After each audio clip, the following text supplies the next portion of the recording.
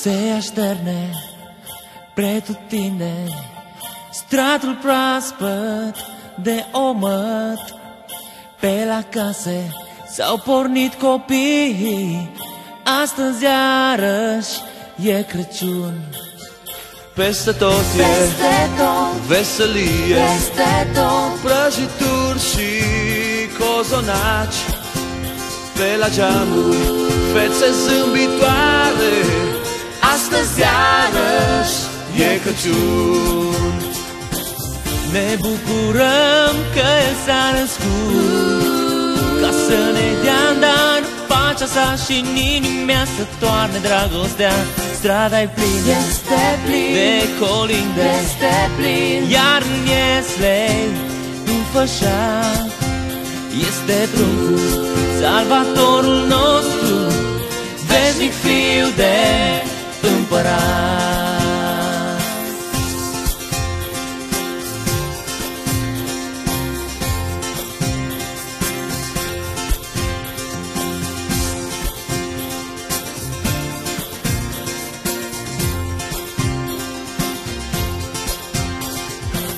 Ne bucurăm că El s-a născut, ca să ne dea în dar pacea sa și în inimea să toarne dragostea.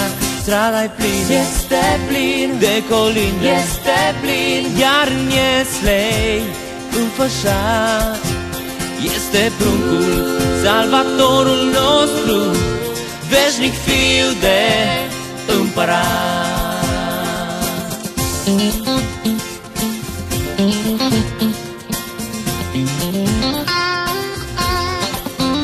Se aștept peste tot, pretutindeni peste tot, stratul proaspăt de omăt.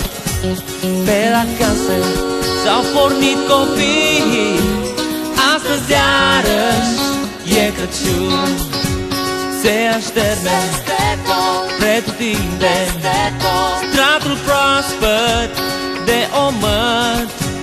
Pe la case s-au pornit copiii, astăzi iarăși e Crăciun. Astăzi iarăși e Crăciun. Astăzi iarăși e Crăciun.